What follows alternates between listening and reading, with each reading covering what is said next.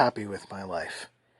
And for some reason, I feel like this desire to continue to succeed, to continue to want to elevate life, or to make things bigger, or to make the numbers go up, or the trajectory improve, there's something about that that has felt like wrong. Like there's some sort of shame associated with that. That there's a point of success and then you're good. You know, like I've gotten everything I've wanted and I should stop. Like my ambition should go away. But I do think there is a difference between having ambition and being ambitious.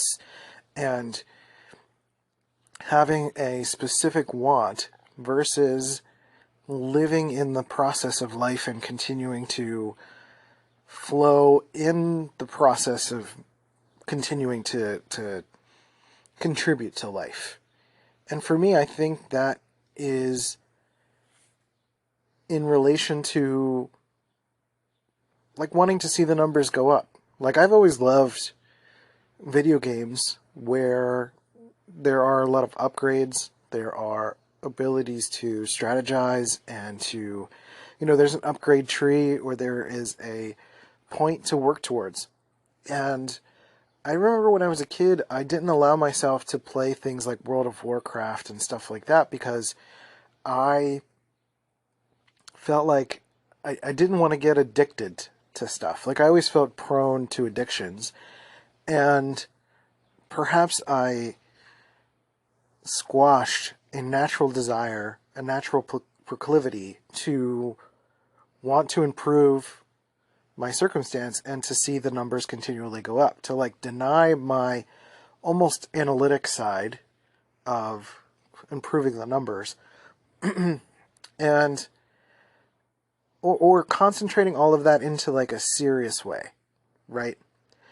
I remember there was a time, maybe 2 years ago, where I started playing Stardew Valley, and that's definitely a game where you're doing a lot of farming and you're improving your life and collecting stuff and making money and you know, you're living a life on a farm and trying to make things happen. And it was a very satisfying game. I really enjoyed that experience. But I would stop myself because I would get too attached to it, and I'd spend a lot of time playing it. Now, some part of it is, yes, the discipline to like stop, and I have to engage in my life and do those things. But there is a part of me that's like, I love that progression. I love the ability to build and to make things happen. So why do I deny that in my life, in my personal life? Why would I? Why should I? And especially after this feeling of having been a success, like I feel very, like I feel like I've been a success in my freelance life and in achieving the life that I want, the partner that I want, I have great kids, I have a wonderful apartment, I have everything that I aspire to. And so it's like, what's next? And I remember Sadhguru said something to the effect of like, if life is a game, then I want to win. And I'm really starting to feel and accept that that's how I feel too. I am a naturally competitive person. I do like to compete. I like to win. I love playing Rocket League, for example, and I love winning. It's a very satisfying feeling to like to win something, or to like, if I lose, I can calibrate and try to improve and get towards winning and improving my circumstances in that way. And I think allowing myself to do that is an important part of my self-acceptance. Because ultimately I feel like growth in a lot of ways is very much about self-acceptance. And so accepting this aspect of myself, I think, is very important for going forward. And the challenge is like the differences and shifts and changes in motivations, right? It's one thing to have a motivation around simply making money and doing whatever it takes to get there. That's not what I'm talking about. I'm not talking about like something that's exploitative or anything that's about, it's not even specifically about money. It's about progress. It's about improvement. It's about going forward. It's about upgrading, right? And I really like that process of continuing to improve those elements. So another aspect of this, a major impetus for this, a reason why I'm talking about this, is that I have been exploring, I think I talked about in recent episodes, my relationship to the Myers-Briggs subtypes. And those subtypes are connected to our neurotransmitters. And so Dario Nardi created these subtypes, or he noticed via brain scan work that he'd been doing to try to map out different cognitive functions, that people who had certain relationships or certain clusters tended to have like very similar, different kinds of patterns and focuses. And he connected these to the neurotransmitters of Dr. Helen Fisher, and she's done work with neurotransmitters and different types of human beings that are focused on chemistry. So she helped Match.com come up with Chemistry.com. And she saw a pattern between dominant subtypes, or I should say testosterone types and estrogen types, versus serotonin types and who aren't attracted to each other, and dopamine types who are attracted to each other. And so I'm starting to realize and understand that I fit more into the testosterone or dopamine type, which in the Myers-Briggs subtypes translates to the dominant or testosterone, or the creative / dopamine. And so to simplify, basically the dominant is a very assertive energy, an assertive, focused, analytic usage of the brain, typically in both areas of sort of perceiving and judging. And then the dopamine-focused, more creative type is a little bit more relaxed with the executive functioning and more assertive with creative expression, creative exploration. And so I feel very much attuned to the dominant aspects of myself, and I kind of fluctuate between the two, I believe, where there is this assertiveness, but I also feel like I've throttled myself. I feel like for some reason I've held myself back. And some of it is a little bit of frustration with my dyslexia and having a lot of things I want to do around reading and writing. Like, I have great ambition. Again, I have like ambitiousness. Like I want to keep trying stuff and testing things and making things and putting things into the world and making more money and making passive income and all of that stuff. And so this dyslexia part is a really big blocker because so much on the internet is text-based. That's why I went towards doing a podcast and getting involved in YouTube videos and things like that. Then that stretches my extroversion and everything has its limits, and I get very much frustrated by my own limits. And as an INTP, an introverted thinking person, like, writing is something that I feel like I can do really well, but again, limits of dyslexia. So it's kind of like looking everywhere you go, and then there's a wall, and that's been continuously frustrating. Something I realized today, that even though I have this ambitiousness, it doesn't necessarily need to always translate to money, like I said, and it can be something where I put that energy into something like certain video games and getting that sort of winning hit, right, as a motivation to continue to do stuff in the real world. And so it has to translate to the real world in some sense, because I need to continue to make a living and make money and all of that. But again, it's not all tied to money in and of itself. It's just to kind of figure out my chemical needs. And if I have this testosterone chemical need for essentially succeeding, I think there's a strong relationship to testosterone and winning, accomplishing, obtaining, right?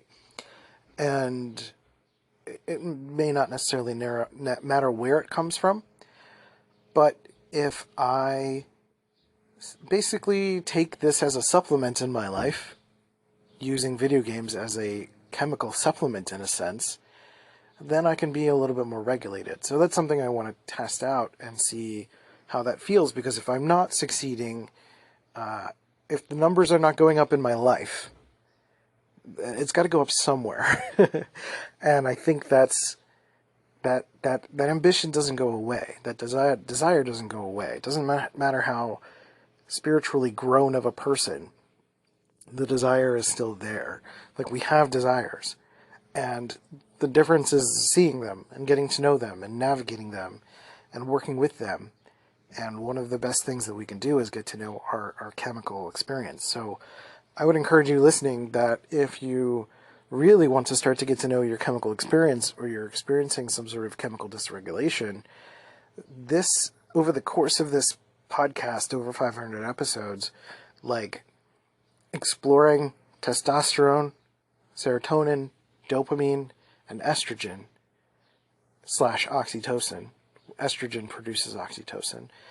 But exploring those and seeing which one you have the strongest desire for and relationship with is important, because then you know what you're going for, but then you know what's going to balance you out. I think there's a reason testosterone and estrogen seek each other out, is because they balance each other. And I think serotonin counteracts dopamine at the same time, but they just don't naturally seek each other out. And so, if you're doing too much of one thing, it's, you get some balance from another chemical, right? Because we have all of these. It's just a matter of which one is more of a natural desire and which one is flowing in our life a little bit more openly and freely. So for me, I think it's testosterone a lot more than I really have given myself credit for. And there is a massive curiosity opening up around seeking this out and seeing if this helps with some of my balances and crashes and stuff like that. Now, testosterone comes with its own crashes, right? Like, if you have the adrenaline flowing and then the adrenaline stops, you crash. So there's something related to that too that I've been curious about and exploring. But either way, I think there is this question of, like, succeeding after success, right? It's like continuing to fulfill and be fulfilled right after this sort of big picture fulfillment, right? Because I feel big picture fulfilled. And obviously there's more life to live. There's a lot of management and desire and attainment and new dreams that will emerge. But it's like this new foundation that allows me to figure out my version of chop wood, carry water. Waking up every day. What do I want? What do I want to do? What feels good and fulfills a natural desire and purpose, in a sense. So that's sort of where I'm at and what I'm exploring. And yeah. So hopefully that resonates with you in some sort of way. If not, that's fine. This is my podcast, and I'm just talking about me and my experience. So, I have anything to promote? I don't know. Patreon.com/happychemicals. Feel free to subscribe and leave a comment or review. That'd be really helpful if you really want to share more about this podcast. Really, it's just a place of expression. So, totally okay if it's not anything important to you.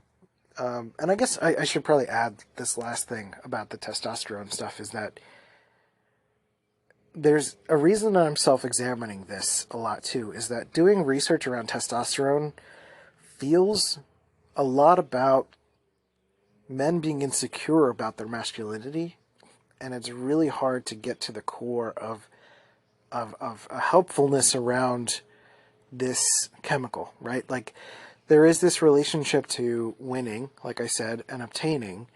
But usually when you look it up, it's like there's a lot of material stuff around, like, do you have too much? Do you have too little? It's like, it's not really that so much as, like, what is the chemical creating a desire for? And I think the desire to win and achieve is certainly a part of that. And there's also this really great story of the Fisher King about that is about failure and wounding of young men, and I've explored a lot of my own failings and feeling like there is there's healing to do in that area, but also, like I said, it's acceptance. So it's like this desire to keep wanting to go forward, but also integrating the fool, right? And not being so serious and gruff about it, right? Like testosterone driven doesn't necessarily mean you need to be gruff, but and ironically, like playfulness and video games is something that really made me feel like I could be a kid and play, and I didn't have to. I kind of forced myself to grow up too fast by not letting myself play all of the things that I wanted to play, and integrating that childhood aspect of myself is really going to allow this ambitious part of me that's becoming something I'm aware of to be a playful thing, and not something that's like a make or break of my identity or anything like that. But it's just like, this is what I like to do, and this is part of the process of how I want to live my life. And I do like seeing the numbers go up, so I want to be in circumstances where I can see the numbers go up. Like, I work with Personality Hacker and I manage their YouTube channel, and I see the numbers go up and I'm like, yes, it's working, that's fantastic. And I get such a satisfaction from that. I absolutely love it. So that's kind of all I'm referring to. So patreon.com/happychemicals. I'm Christian Rivera. You can find out some of my work at cnote.studio, and all the stuff that I have going on there is in a link tree. And that's it. So thanks for being subscribed to this podcast and listening and all that fun stuff. I appreciate you very much. I hope you're doing well. Take care of yourself, and I'll catch you next time on Happy Chemicals. See ya.